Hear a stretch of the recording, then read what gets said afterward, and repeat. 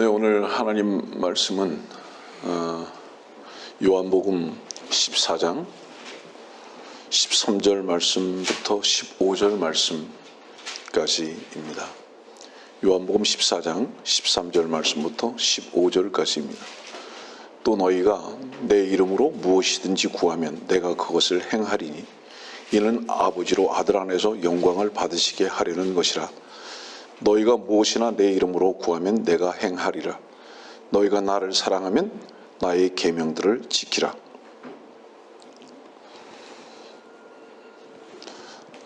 아직 오늘의 말씀의 제목을 확정하지는 않았지만 저는 오늘의 말씀의 내용과 그 전체적인 흐름을 주께서 가르치신 기도라는 내용으로 설교를 하게 될 것입니다. 이것은 주께서 가르치신 기도는 많은 사람들이 알고 있는 주기도문을 말하는 것이 아닙니다.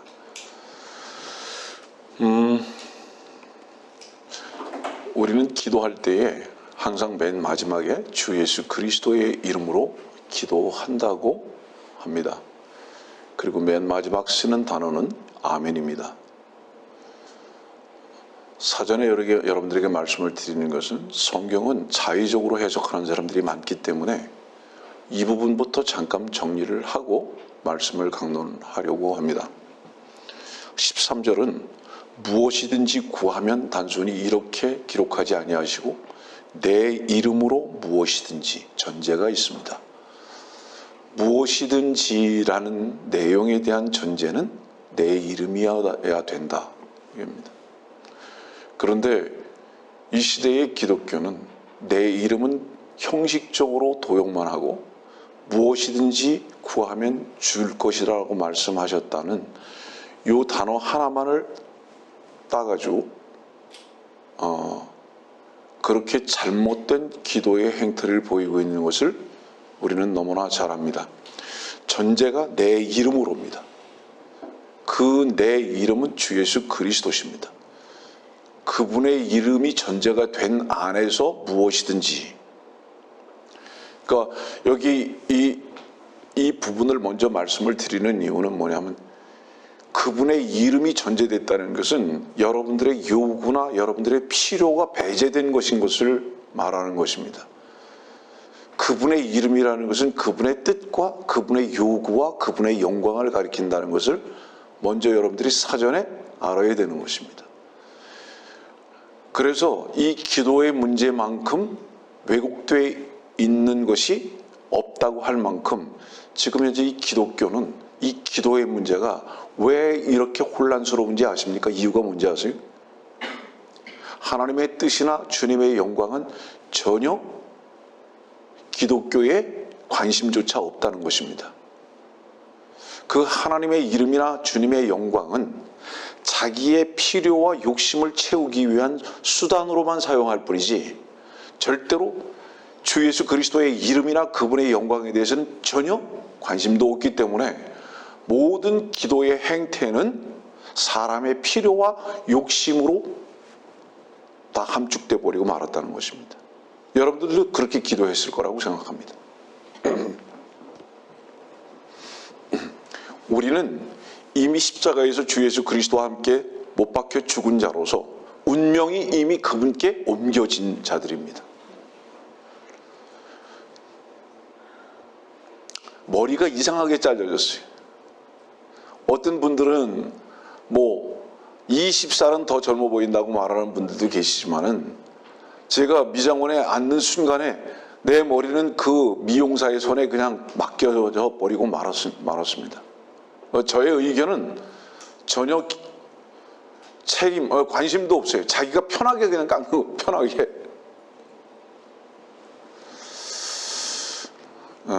그리고 옆에 있는 어떤 분이라고 내 말은 안 하지만 어떤 분이 잘한다고 자꾸 그래가지고 완전히 이렇게 주먹머리 비슷하게 만들어 놨습니다.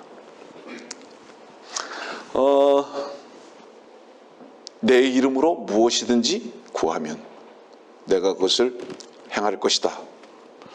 그리고 15절의 말씀 보니까 너희가 나를 사랑하면 나의 계명들을 지키라 그랬습니다. 지키라. 15절. 강론으로 들어갑니다.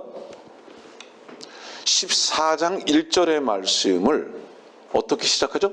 또 너희가 내 이름으로 이 또라는 이 말씀이 들어간 것은 12절에 있는 말씀의 연결점입니다.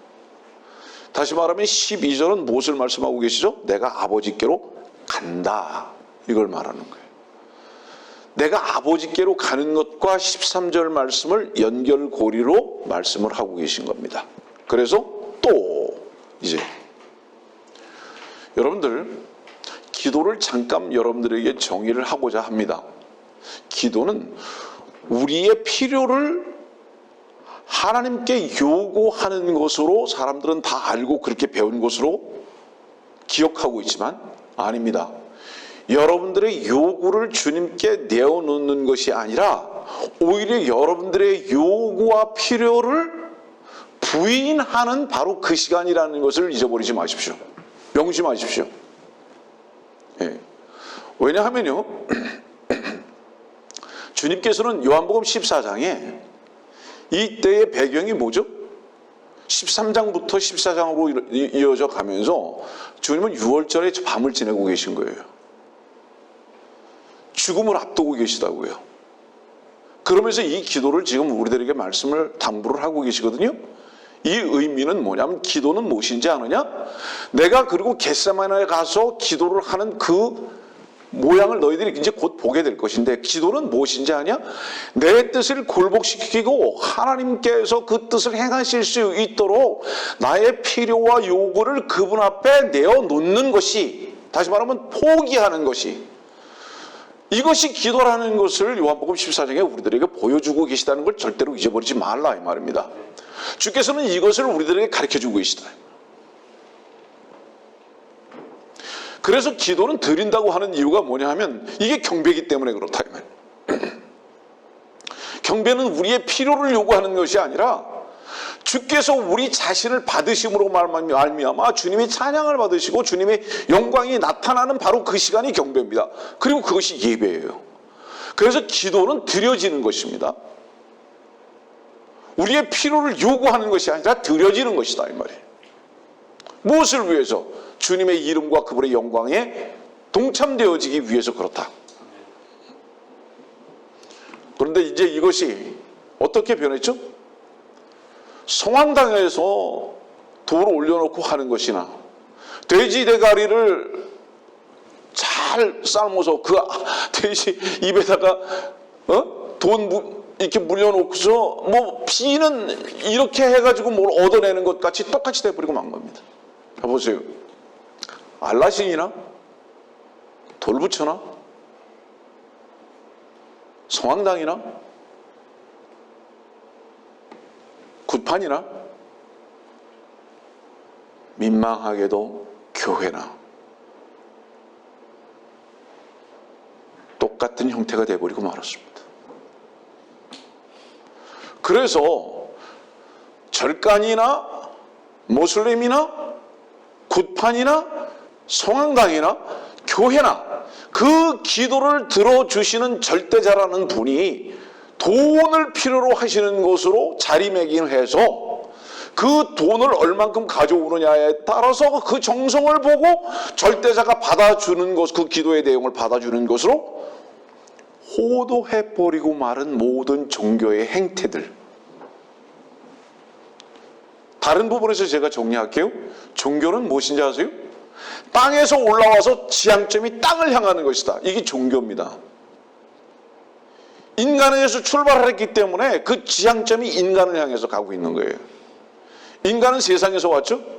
그렇기 때문에 세상의 모든 가치를 위해서 추구하는 것입니다. 이게 모든 종교 행태예요. 그러나 기독교는 땅에서 시작한 것이 아니라 하늘에서 아들이 친히 이 땅에 내려오셔서 죽으시고, 무엇을 향해서 죽으신 겁니까? 사람의 저주를 향해서 친히 저주가 되셔서 죽어버리시고 다시 하늘에 올라가신 시작과 지향점 자체가 하늘에 있다는 것 절대로 잊어버리지 마세요. 그래서 교회, 곧 그리스도인들의 기도는 하늘로부터의 필요가 우리들에게 전달되어지고 하늘을 향한 지향점을 향하고 있다. 이것이 다른 종교들하고 다르다 이 말이에요. 다시 말하면 교회가 완전히 본질이 다 바뀌어버렸습니다. 기도의 내용부터 시작해서.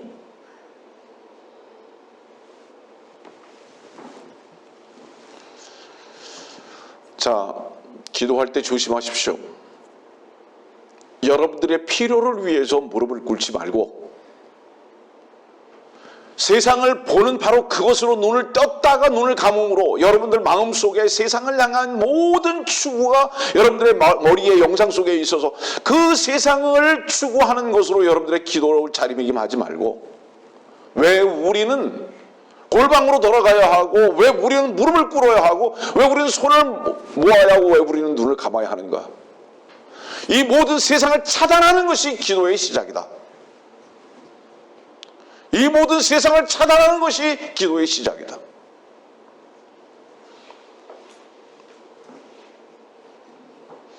여러분들, 우리는 어떤 모순들을 가지고 있느냐?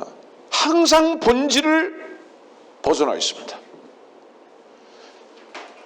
어디서부터 시작했고 어디를 거쳐서 어디를 향하고 있는가? 갈라디아서 2장 20절은 뭐라고 말씀하죠? 내가 그리스도와 함께 십자가에 못 박혀 있으나 그럼에도 나는 살아있노라. 그러나 내가 사는 것이 아니요 그리스도께서 내 안에 사시는 것이라. 복음의 시작입니까? 진수죠. 누가 이 말씀을 기록했습니까? 사도 바울입니까?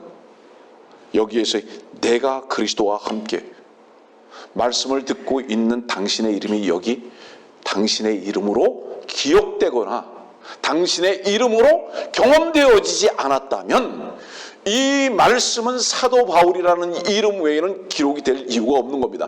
그러나 오늘 주께서 사도 바울을 통해서 이 말씀을 여러분들에게 하셨던 이유는 뭐냐면, 여기에 내가라는 바로 이 이름이 바로 여러분들의 이름이 되기를 원하셔서 이 말씀을 기록하고 계셨다. 내가. 기독교는 죽고 그리스도가 사심으로 시작하는 겁니다. 그러면 여러분들 안에 주 예수 그리스도라는 이름으로 기도를 할 수 있는 근거가 무엇인 줄 아느냐? 여러분들 안에 살아있는 참 삶의 생명이 누구시냐, 이것이 근거다 이 말이에요. 그리스도께서 여러분들 안에 손을 두고 행하시는 바로 이것이 기도다 이 말입니다. 일반적으로 이렇게 생각하잖아요. 믿음이 좋다. 그죠? 분명히 뭐가 어떻게 될 거라고. 내가 기도했으니까 그래 될 것이라고. 믿음을 다시 오늘 말할게요. 믿음이 뭔지 아세요? 무엇이 어떻게 될 것이다. 이게 믿음이 아니에요. 자기 자신이요, 하나님께 온전히 옮겨져 있는 것을 누리는 것이 믿음입니다. 뭐가 어떻게 될 것이다라는 기대감이 성취될 것이다라는 바로 이것이 믿음이 아니고요, 내가 하나님께 온전히 옮겨진 존재다. 그래서 그분으로서만 나는 살 수밖에 없다. 그분이 나의 삶의 시작이고 마침이다. 영원이다. 이것을 전인격적으로 받아들이는 것을 믿음이라고 한다 이 말이에요.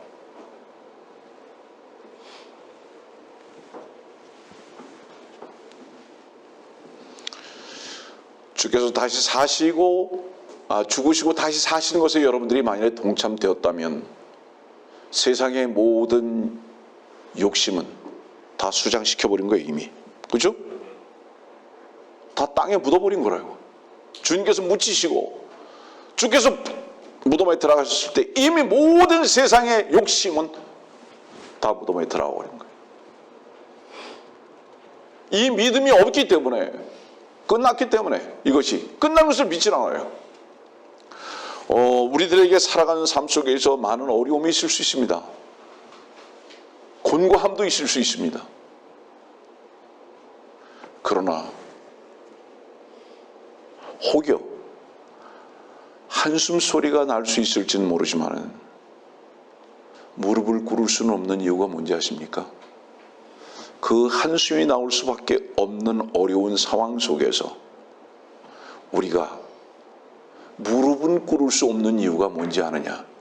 그 환경을 주께서 주신 것을 기대하고 알고 그 환경을 통해서 하나님께서 어떤 이기심과 영광을 나타나시고자 하시는가에 대한 기대감이 먼저 앞서기 때문에 겸손하게 무릎을 꿇을 수가 없다. 우리가 이것이 주님께서 우리를 향하신 이끄심에 대한 소망을 가지고 있는 그리스도인들의 삶의 자세다.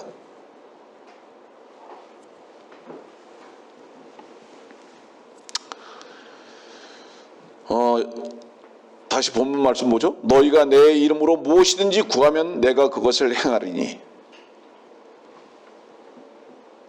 왜 주님께서 행하신다는 거죠? 기도를 왜 행하신다는 겁니까? 아버지로 아들 안에서 영광을 받으시게 하려는 것이라. 목적이 뭔지 아느냐? 목적이 아들 안에서 하나님이 영광을 받으시게 하기 위해서. 영광을 받으시기 위해서. 여러분들의 몸이 머리의 영광과 하나가 되려면 반드시 어떻게 해야 합니까? 하나가 돼야 돼요. 자주 얘기하지만은 버스 차장이 요즘 없긴 하지만 버스 차장이 버스 운전사보다 훨씬 높아지려면 방법은 하나밖에 없어요. 그 버스 회사의 사장한테 시집을 가든지. 예? 그렇잖아요. 왜냐하면 아내의 영광은 그 머리인 남편의 영광과 동일하기 때문에. 여러분들, 왜 우리들의 많은 기도가 주께서 영광을 받으시는 거에 목표점을 두지 못하고 우리의 피로에 머무는지 아십니까? 분리되어 있어요. 그분의 영광과 우리의 찾아야 하는 영광이 분리되어 있다 이 말이에요. 이 가치가 이게 분리가 되어 있기 때문에 그렇다 이 말이에요. 요즘은 잘 모르겠습니다만은 예전의 여인들은 자기는 혹시 벌거벗어도 남편에게는 좋은 옷을 입히고, 이유가 뭐죠? 남편의 모습이 곧 자기의 모습인 것을 아는 거예요. 지혜로운 여인들이. 그래서 그렇게 했던 거예요. 에베소서 2장 말씀 봅시다. 13절.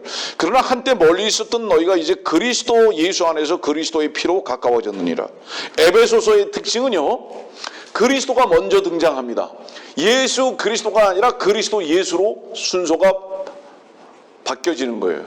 이유가 무엇이냐면 에베소서는 교회를 가리키고 있기 때문에 예수가 먼저 앞에 있질 아니하고 그리스도가 먼저 앞에 제시됩니다. 그리고 그리스도 예수 안에서, 예, 교회를 말하고 있기 때문에 그런 거예요. 교회의 소중성이죠. 그래서 피로 가까워졌느니라. 그래서 둘을 하나로 만드셨다고.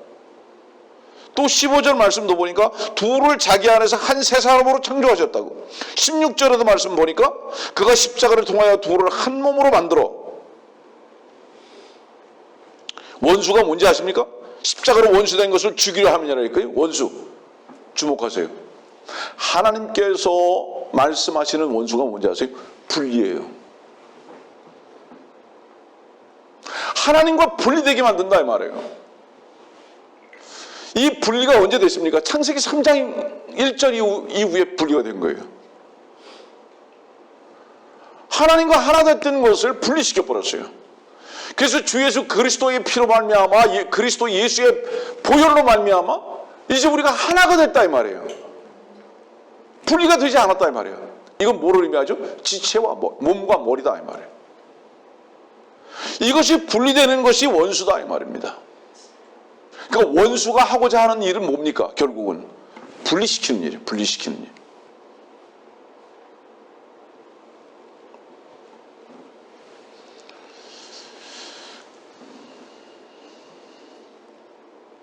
자, 하나님과 우리가 하나 되어야 하는 그 필연이 무엇이냐? 그리스도 예수의 피로 깨끗게 되어야 하는 것입니다. 자, 여러분들이 많은 경우에 잘못된 기도의 모든 공통점은 뭔지 아세요? 한번 생각해 보세요. 무엇을? 먹을까? 무엇을 입을까?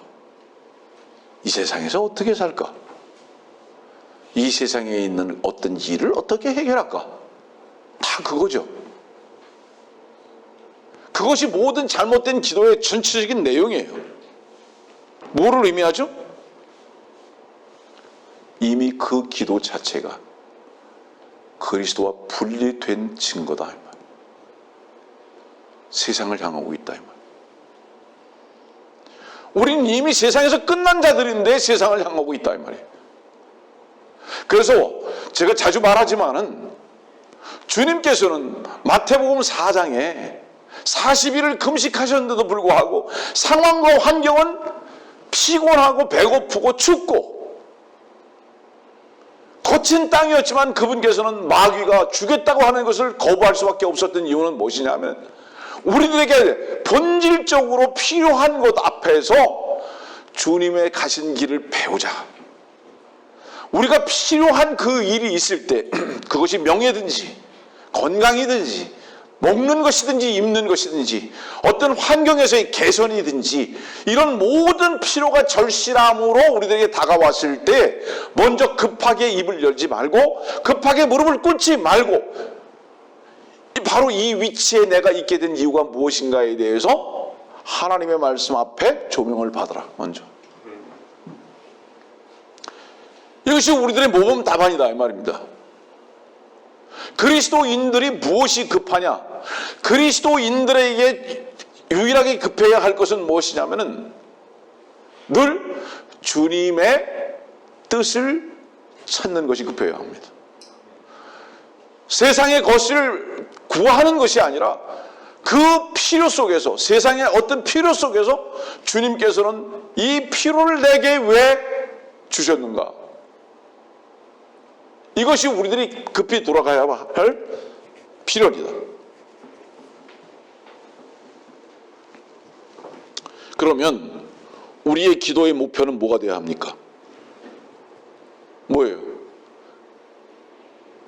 하나님과 하나 되는 겁니다. 주께서 가르쳐 주신 기도의 내용이에요. 기도의 목표가 뭔지 아느냐? 너희들과의 분리가 아니다. 늘 하나가 되는 것이다. 이것이 기도의 목표다. 요한복음 17장 말씀 보면 또 아버지께서 내게 주신 그 영광을 내가 그들에게 주었사옵니다. 그리하여 우리가 하나인 것 같이 그들도 하나가 되게 하려는 것이옵니다. 이 기도 언제 했죠? 십자가 앞에 놓고 주님께서 뭐라고 기도하시는 거죠? 하나님과 내가 하나인 것이 분명한 이유가 뭔지 아십니까? 하나님과 내가 하나인 것이 분명한 이유가 뭔지 아십니까? 무엇으로 입증할 수 있는지 아십니까? 하나님의 뜻을 내가 순종한 것입니다. 이 말이에요. 네. 그런 육신을 입고 계셨던 분으로서 그분도 분명히 연약한 분이셨지만 그 육신은 그러나 그분이 그 육신의 필요를 굴복시키시고 하나님의 뜻과 하나 되게 하시기 위한 바로 이 기도를 겟세마네에서 하신 것입니다. 그러면 기도는 무엇이냐? 하나다 말이야.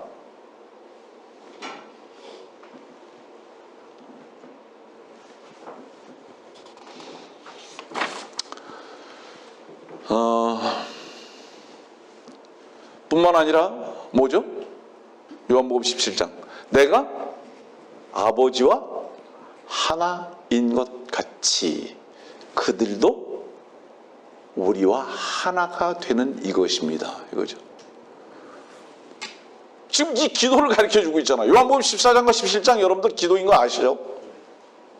기도가 뭔지 아느냐? 내가 아버지와 하나가 되는 것을 나는 기도했다. 그리고 아버지와 내가 하나가 됐던 것과 같이 그들도 바로 이 하나됨 속에 하나가 되기를 원하는 것이 우리의 또한 소원 아닙니까? 이걸 위해서 기도하셨다 이 말이죠. 그러면 우리의 오늘 이 설교 가운데의 기도의 목표와 가르침은 무엇이 되어야 하는 것입니까? 하나님과 분리를 위한 금식 기도가 아니라 하나님과 분리를 위한 산기도 철야기도가 아니라, 새벽기도가 아니라 하나님과 하나 되는 기도다. 네. 이것이 주께서 오늘 우리들에게 이 말씀을 통해서 가르쳐주고 계신 기도에 대한 목표점이고 정의다 이 말이에요. 주께서는 오늘 이 말씀을 우리들에게 가르쳐주고 계시다. 다시 말하면 여기서 하나라는 것은 어떤 물리적인 통합을 말하는 것이 아니라 하나님의 뜻과 그리스도 예수께서 하나의 뜻이 된 것과 같이 우리도 그 뜻 가운데에 동일한 발걸음을 띄어지기를 바라는 바로 이 하나를 말씀하고 계시다. 요한복음 14장 12절 다시 보겠습니다. 진실로 진실로 내가 너에게 말하노니 나를 믿는 자는 내가 하는 일들을 할 것이요 또 이보다 더 큰 일들을 할 것이라. 이는 내가 내 아버지께로 가기 때문이라. 이 말씀 좋아하는 사람들 있죠. 은사주의자들. 네. 이보다 더 큰 일들을 하리라. 여기서 이보다 더 큰 일이라는 것은 세상적인 거 말하는 거 아니에요. 네. 육신적인 것을 만족시키는 것을 말하지 않습니다. 지난주에 어떤 자매가 그 신천지로 가고자 하는 친구 때문에 속이 끓여졌었는데, 제가 미국에 있을 때도 신천지 사람들을 여러 번 만났습니다. 신천지 어디에서 나오죠? 창세기 계시록 21장에서 나오죠.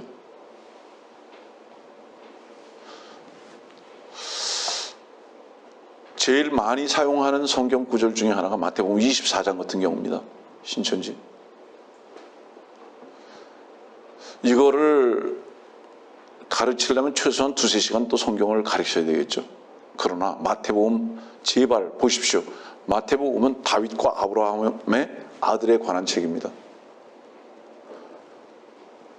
마태복음 27장까지는 다윗의 아들이에요. 마태복음 27장까지 다윗의 아들이라는 건 뭐를 얘기하는지 아세요? 마태복음 1장부터 27장까지는 전부 다 이스라엘 곧 육신적 유대인만 다루고 있다 이 말이에요. 그리고 28장 넘어가서 28장 19절이잖아요. 28장 19절에 참 뭐가 나오죠? 모든 민족들에게 이제 복음을 전파해야 되는 거예요. 백이민족도 이제 그때부터 나오는 거예요. 그러면 백이민족은 마태복음 24장에서 나오는 게 아니라 마태복음 28장 19절 이후에 나온다 이 말이에요. 근데 지금 마태복음 24장을 갖다가 신천지가 자기들 것이라고 지금 이걸 적용하고 있다 이 말이에요. 제가 그 자매에게 이렇게 말했어요. 이단과 사이비의 차이점이 뭔지 아냐? 여호와의 증인, 안식교, 몰몬 이런 거는 이단입니다. 사이비는 뭐가 사이비인지 아세요? 통일교, 뭐 어머니 교회, 아버지 교회입니까? 어머니 교회입니까? 뭐 어쨌든 어머니 교회, 뭐 하나님의 교회, 뭐 또 신천지. 왜 이거는 왜 사이비인지 아세요? 이단이면서 그들은 사이비예요. 이유가 뭔지 아세요? 살아있는 인간을 하나님 취급하기 때문에 그게 사이비다 이 말이에요. 이단과 사이비의 차이예요. 여호와의 증인이나 몰몬이나 안식교 같은 경우는 교리가 잘못 적용되고 있는 것은 분명하지만 살아있는 인간을 하나님이라고 말하지는 않아요. 그런데 사이비는 살아있는 인간을 하나님이라고 한다 이 말이에요. 그래서 그 사람을 갖다가 하나님으로 떠받들고 있다 이 말이에요.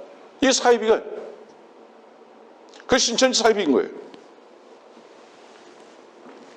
이 사이비에 성경을 모르니까 다 넘어가는 거예요. 불쌍한 사람들 너무 많죠. 주님 왜 죽으셨어요? 어려운 질문 하나 할까요? 주께서 무리를 걸으셨어요. 주께서 보리빵 5개, 물고기 2마리로 5,000명 먹이셨어요. 마태복음 27장 이전이에요? 아니면 28장에서 그랬어요? 마태복음 27장 이전에 그랬죠? 이 말씀 왜 여쭙는지 아세요? 마태복음 27장은 주께서 죽으시는 거잖아요. 모든 기적, 이적, 표적 다 행하셨어요. 마태복음 27장 이전에.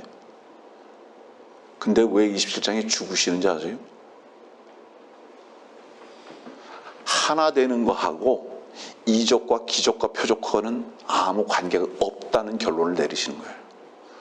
하나님과 나와 너희들이 하나 되는 것은 이적과 기적, 다시 말하면 뭐냐, 많이 먹이고 병 낫게 하고 이런 것을 가지고 내가 하나님의 아들이라고 해서 바다를 걷는 거하고 이거 하나 되는 거하고는 무관하구나. 내가 너희들하고 하나가 돼야 할 방법은 무엇이냐, 오늘 요한복음 14장에서 말씀하시는 것 같이 죽는 것밖에 없구나라는 것을 실천하시는 거예요. 그렇기 때문에 주께서 그 많은 표적과 기적과 이적을 행하셨음에도 불구하고 사람들은 이적과 기적과 표적을 통해서 각자 자기 욕심만 차리고 자기 길로 갔다 이 말이에요. 그래서 주님께서는 하나님과 나와 너희들이 하나 될 수 있는 유일한 방법은 뭐냐, 내가 죽고 다시 살아서 너희들이 나를 영접하는 것이다. 그래서 그분 죽으신 거예요. 다시 말하면 기적과 이적과 이 모든 표적은 다 어땠던 겁니까? 하나가 되는데 오히려 방해거리였던 것을 아는 거예요. 다 땅에다 묻어버리신 거예요. 성도들이요, 하나님께서 여러분들에게 나타나시는 참된 능력 하나가 있습니다. 그것은 로또가 당첨되는 게 아니에요.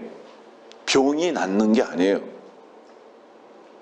10년 동안 기도했던 그 기도가 응답돼서 아들을 낳는 게 아니에요. 진정한 능력은 뭔지 아십니까? 그리스도와 하나 되는 거예요. 하나님께서는 바로 이 기도를 우리들에게 요구하고 계시다, 주님을 통해서. 이것이 주님의 마지막 목표였기 때문에 주님은 죽으셨다.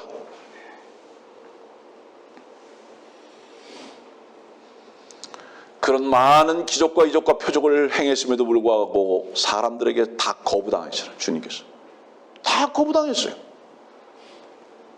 근데 그것만 원하고 있습니다. 자, 오늘 요한복음 14장 주님께서 어떤 기도를 어떤 상황 속에서 하고 계시죠? 죽음을 앞두고. 죽음을 앞두고 지금 그 기도를 가르쳐 주고 계신 거예요. 출발점이 뭔지 아냐? 나의 죽음이다. 거기 너희들도 같이 죽는 거다. 그렇지 않으면 절대로 새로운 피조물로 너희들이, 나와 하나님과 너희들이 하나 될 수 없다. 이걸 우리들 가르쳐 주고 계시죠?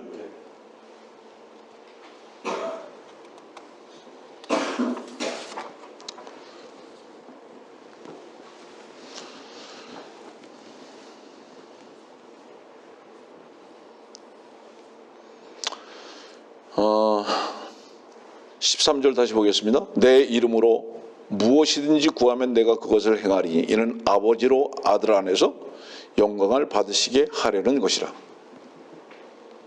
다시 말합니다. 그분의 이름으로 제한되어 있어요. 주 예수 그리스도라는 그분의 이름.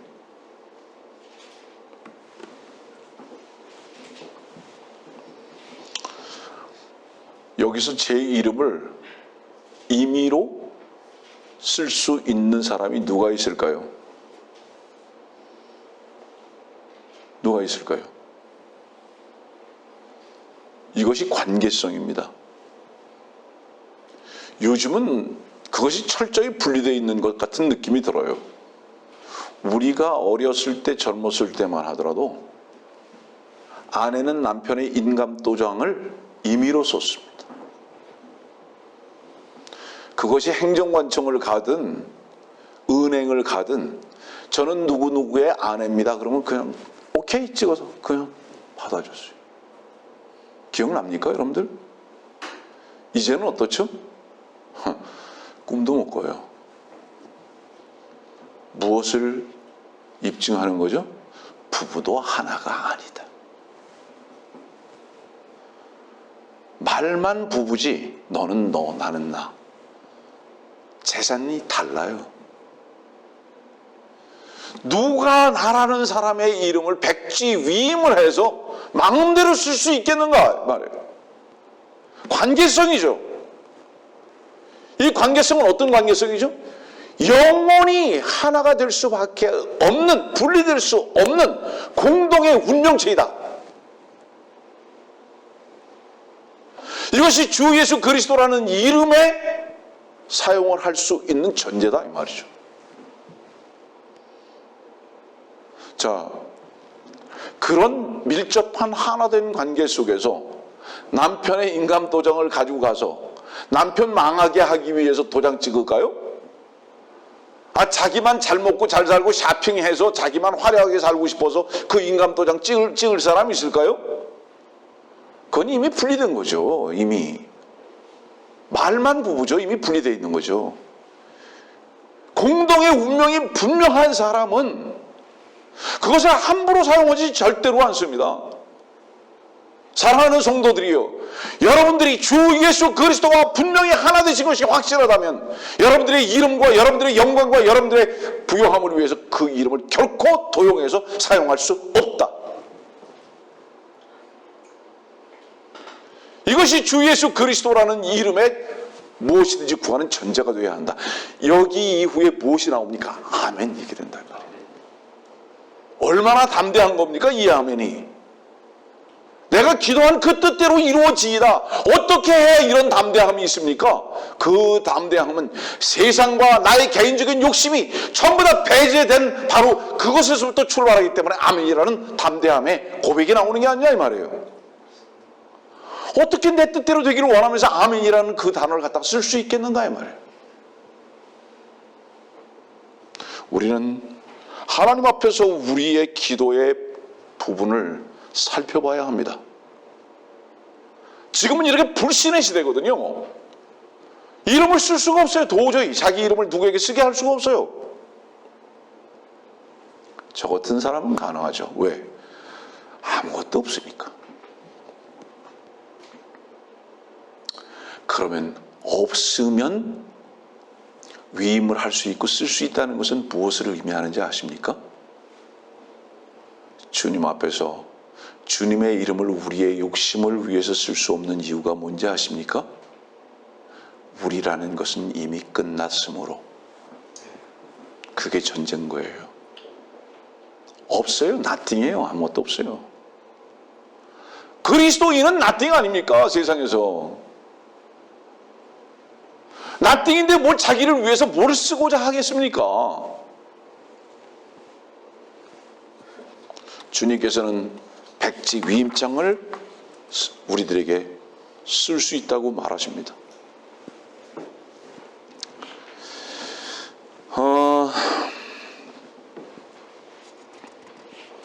신뢰성의 문제죠. 하나, 자, 보세요. 조금 쉽게 표현하게 할게요. 지장 찍었어요. 인감도장 찍었어요. 쉽게 말할게요. 누가 시킨 거예요? 머리가 시켰잖아요. 머리가 시켰기 때문에 인감도장 찍고 지장 찍었잖아요. 사인하고. 분리됐습니까? 하나입니까? 하나죠. 분리될 수 없는 하나가 전제라는 거예요. 이것이 그분의 이름으로 기도할 수 있는 자격이고 이유고 목적이다. 이거를 지금 주님께서는 설명하고 계시다. 잊어버리지 마라. 그럼 뭐예요? 목적이 무엇이냐가 중요한 것이 아니라 그 전제가 하나냐 이것을 질문하고 계시다 이 말이에요. 너희 기도 속에 하나가 되어 있느냐 이걸 질문하고 계시다 이 말.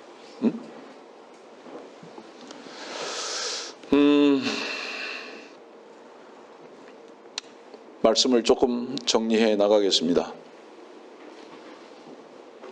14장 15절입니다. 너희가 나를 사랑하면 나의 계명들을 지키라. 여러분들 그 성경에 보면요, 이 부분을 15절에 있는 말씀을 동그라미를 딱 쳐가지고 따로 떨어져 있는 부분으로 말씀을 기록하고 계시거든요. 꼭 이 말씀이 12, 13, 14절에 있는 말씀과 떨어져 있는 것 같은 좀 생뚱맞는 느낌이 들어요. 근데 사랑하면 나의 계명들을 지키라 그러죠. 이 말씀을 왜 여기다가 기록하고 계신지 아세요? 기도는 나를 사랑하는 것이 기도다 이 말이에요. 여러분들, 이 땅에서 며칠 전에 제가 목사님하고도 잠깐 그런 얘기를 나눴지만 유일한 신비가 한 가지 찾아본다면 무엇일까? 그거는 유일한 신비는 사랑이다. 왜냐하면 그 사랑이라는 바로 이 조건은 어떤 것도 만일에 우리가 이해할 수 있는 사랑이라면 이미 사랑이 아니다. 왜냐하면 이해라는 것은 이성에서 출발하는 것이기 때문에, 그러나 사랑이라는 것은 이 모든 이성을 초월한 것이기 때문에 신비한 것이다. 어떤 조건도 없어요. 그것이 유일하게 눈멀게 만들어버리는 거예요. 그 자체가. 자, 사랑하면 나의 계명들을 지킨다. 기도의 중심은 나를 사랑하는 거다. 사람들이 이러잖아요. 너 나 사랑해? 너 나 사랑해? 그럼 사랑을 증명해봐. 네가 나 사랑하면 나 사랑을 좀 증명해봐. 이렇게 보통 말하잖아요. 정의해 줄까요? 사랑은 증명해봐 그러고 요구하는 것이 아니라 내가 그 사랑을 증명하면서 사는 거예요. 하나님께서 나를 사랑하시니까 이렇게 해 주십시오. 하나님의 사랑을 증명하십시오. 이것이 아니라요. 사랑을 하는 그 사람은 상대방으로 하여금 그 사랑을 증명하기를 요구하는 것이 아니라 내가 당신을 사랑합니다 하는 것을 증명하면서 사는 거예요. 바로 이 증명은 뭐죠? 요구가 아니라 내 요구는 하나도 없고 그분의 요구가 무엇인가에 대해서만 관심을 갖는 것이 사랑의 분명한 증거다 이 말이에요. 그런데 주님께서 사랑을 말씀하고 계시잖아요. 우리가 주의 계명을 지키지 못하는 이유가 단 하나 있다. 그것은 뭐냐? 하나 되지 못했을 뿐만 아니라 너희와 나와의 이 사랑의 관계가 단절됐기 때문이다. 이 사랑 하나를 회복한다면, 그래서 너희와 내가 하나 된 것이 분명하다면 너희들은 계명을 지킬 것이다. 왜 계명을 못 지키냐? 분리됐기 때문에. 나의 살아가고자 하는 삶과 가치가 내가 사랑한다고 입으로만 말하는 그분과 분리된 상태이기 때문에, 거짓이기 때문에, 위선이기 때문에.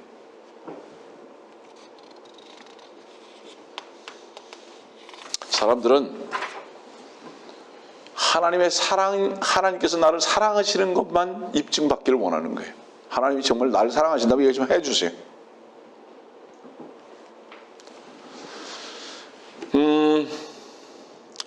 이유가 뭘까요? 그 이유는 아직 요한복음 3장 16절을 모르기 때문에 그렇습니다. 그렇기 때문에 하나님께 사랑을 자꾸 요구하는 거예요. 요한복음 3장 16절은 뭐라고 말씀하시죠? 하나님께서 세상을 이처럼 사랑하셔서 독생자를 주셨으니 이는 그를 믿는 자마다 사람은 누구든지 멸망하지 않고 영생을 얻게 하려 하심이니라. 사랑을 받아들인 자는요, 영생을 얻은 자예요. 영생을 얻었다는 것은 뭐를 얘기하죠? 끝날 세상을 향해서 살지 아니하고 육신적인 가치를 위해서 지향점을 두는 것이 아니라 하나님의 사랑을 안 자는 이미 그 사랑의 풍성함에 젖어서 살 수밖에 없는 삶을 산다, 이 말을 하는 거예요. 그런데 너희가 나의 사랑을 아직 모르기 때문에 나에게, 주님께 사랑을 입증하라고 자꾸 요구만 하고 있다 이 말이에요. 이미 하나님께서 벌레가 되셔서 너를 위해서 대신 죽으시고 생명이 되셨음을 네가 믿는다면 더 이상의 사랑을 어떻게 나에게 요구할 수 있겠는가? 이제부터는 그 사랑의 풍성함으로 인해서 너희 안에 계신 그 사랑의 놀라운 사랑이 내 계명을 지킬 수 있도록 할 것이 아니겠는가, 이 말씀하시는 거예요.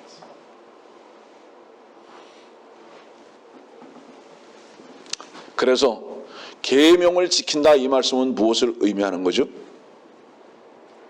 사랑이라는 이 놀라운 능력 가운데 사는 사람은 사랑의 종으로 사는 것이 유일한 즐거움이고 기쁨이고 설렘입니다. 절대로 사랑을 받는 것이 기다림이 아니라 이 사랑을 어떻게 상대방에게 표현하고 이 사랑의 즐거움을 주면서 살 수 있을까 하는 이 목표점이 바뀌어버린다 이 말이에요. 왜? 이미 그 안에 그 사랑으로 가득 차 있기 때문에.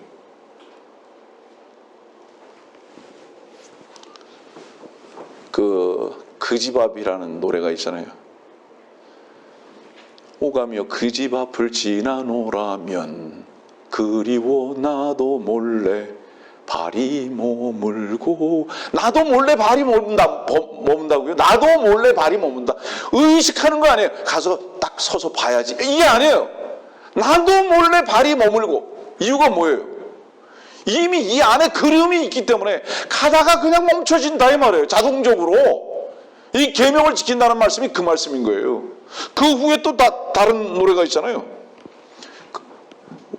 되오면 그 자리에 서졌습니다. 서야지가 아니에요. 그냥 서지는 거예요. 주께서 우리들에게 오늘 무엇을 질문하는지 아세요? 하나 됐느냐? 사랑을 알았느냐? 계명을 지키려고 하는 몸부림이나 의무가 있는 게 아니라 지켜지게 되는 것이다 이 말입니다.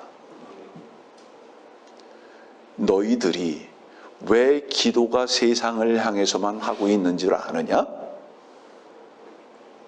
내 사랑을 너희들이 알지도 못하고 하나됨도 모르고 계명을 지키지 않음으로 인한 결과가 너희들의 입에서 세상만을 추구하는 것으로 바뀌어버리고 말았다. 주님께서는 오늘 요한복음 14장을 통해서 무엇을 우리들에게 교훈으로 주시는지 아십니까? 사랑하는 자는 쇠잔함이 결코 상실이 아니라 나의 쇠잔함을 통해서 나의 머리가 영광으로 융성함으로 나타나는 것이 유일한 목적이고 즐거움이고 기쁨인 것을 알게 되는 것이다. 절대로 기도는 무엇인 줄 아느냐? 전제가 내 이름이 너희 안에서 살아서 이미 나와 하나 된 것이 입증되어지고 그 하나 된 것이 입증됨 속에서 너희들의 소원을 내 앞에 아뢰는 것이 아니라 내 뜻과 내 영광을 위해서 살아간 바로 그 삶의 순간순간의 호흡을 말하는 것이다. 네가 쇠잔해진다 할지라도 내가 영광스러워짐으로 말미암아 그 영광에 동참되어지는 바로 이 기도를 추구하는 것이 참된 기도가 있는 것을 우리들에게 가르쳐주고 계시다.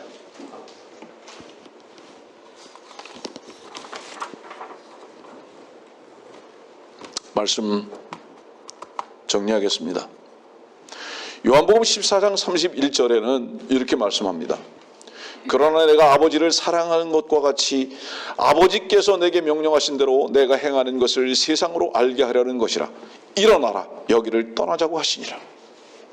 여기를 떠나자. 주님께서는 기도에 대해서 말씀하시다가 자 이제는 여기를 떠나자. 여기가 어디입니까? 그 어떤 것도 다 뒤로 하고 어디로 가시는 겁니까? 떠나자. 어디로 가시는 겁니까? 기름틀로 가십니다. 겟세마네로 가시는 거예요.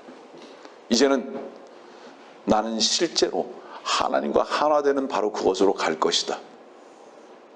성도들이요, 오늘 이 말씀을 가지고 여러분들에게 결론을 내립니다. 여러분들의 소원, 필요, 그것으로 인해서 잘못된 기도, 그 현장에서 주께서 말씀하시는 것과 같이 자기를 부인하는 겟세마네라는 곳으로 가십시오. 그곳에서만 하나님 아버지와 주 예수 그리스도와 여러분들의 하나됨의 현장에서 그분의 사랑의 풍성함을 누릴 것이고, 그때 우리의 고통도 쇠잔함도 그분의 영광 가운데 참여하는 것을 믿고 누리게 되면서 주님을 찬양하고 감사하고 기뻐하는 풍성한 삶으로 여러분들은 넘쳐날 것을 경험할 것입니다. 주께서는 오늘 요한복음 14장을 통해서 우리들에게 기도는 이렇게 하는 것이다 라고 가르쳐주고 계십니다.